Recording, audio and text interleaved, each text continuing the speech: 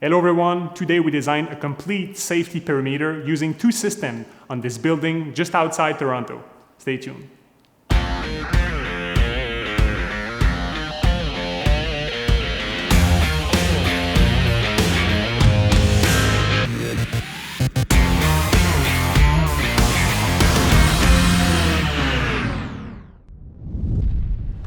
Okay, so here's the situation we are going to look at today. So as always, we're going to do this in 4 steps. Step number 1, we're going to identify what needs to be protected. Step number 2, we're going to identify the falling hazard.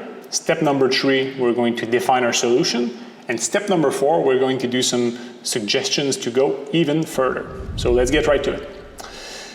Okay, so here we have a building with 2 roof accesses, an HVAC, large HVAC unit, and we were asked to look at this to replace some temporary guardrails that were currently on site.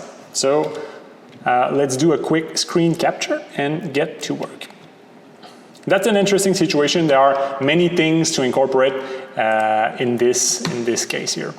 So first, what we need to protect. Well, we know that we have a roof access here to exit from this little roof area. We also have a roof access here.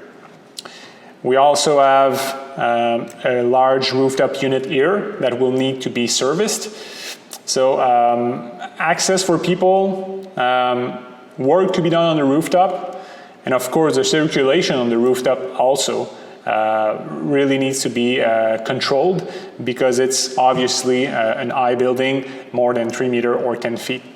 So basically this is what we're going to look at in that situation. Okay, falling hazard.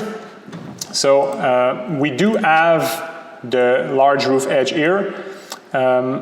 We have the door here, and I think the door exits pretty close to this side of the building as well. So we're going to need to control this. This large HVAC unit is definitely close to the roof edge, and we have another door opening here that needs to be controlled.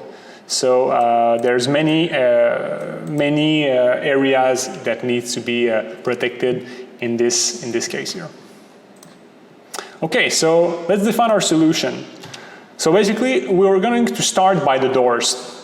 People will access the roof with doors, and they're going to exit here. And when they exit, they will end up close to the edge. So this is where we're going to start. So from the door here, I'm going to suggest a small section of guardrail. So basically, the space between the door and the roof edge looks around like 6 foot, but it's still close. And since everyone will access through this door, it's very important to have the surrounding of the door taken into consideration.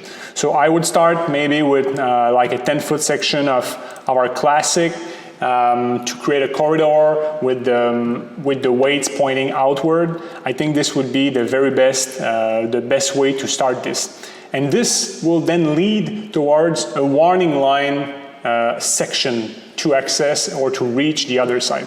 If we look at the other side, we do have a door here.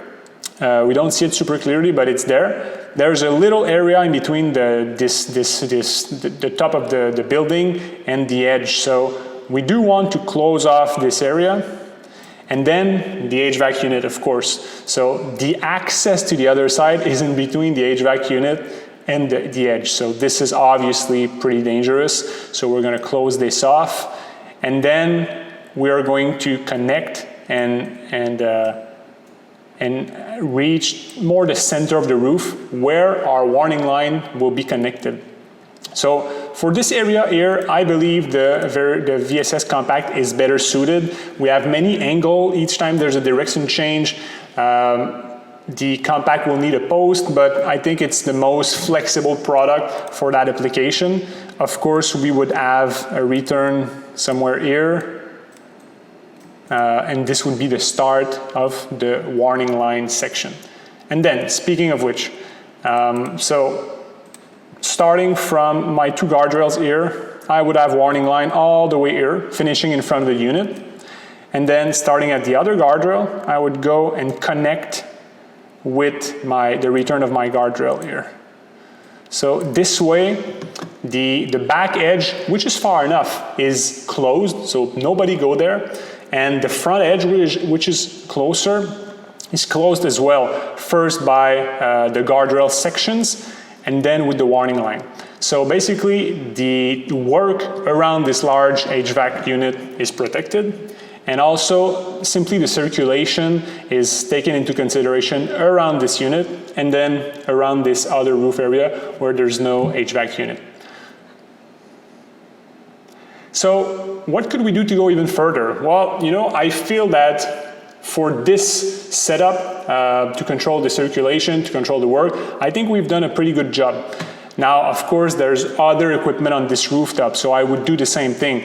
What about this one here? Is it too far? Should we suggest something like this? What's really interesting about our system is that it's modular. So over time, we could simply move this warning line around and then extend it to reach this area. Simply bring this one like this, so we would incorporate this one here. Maybe we could do the same thing around the rest of the roof. Of course, a proper roof survey is the best way to know where are the maintenance areas and where are people simply walking around and circulating on the rooftop. So I think this is always the best way to go to really know which fall protection system you need. That's it. I hope you have enjoyed and learned with today's situation. Thank you so much for your time and your attention. Do you have a similar situation on your building? Contact us by email at info@deltaprevention.com and we'll get back to you in 24 hours or less. To get notified of our next video, follow us on YouTube or subscribe to our newsletter by clicking the link in the description below. Thanks again and stay safe.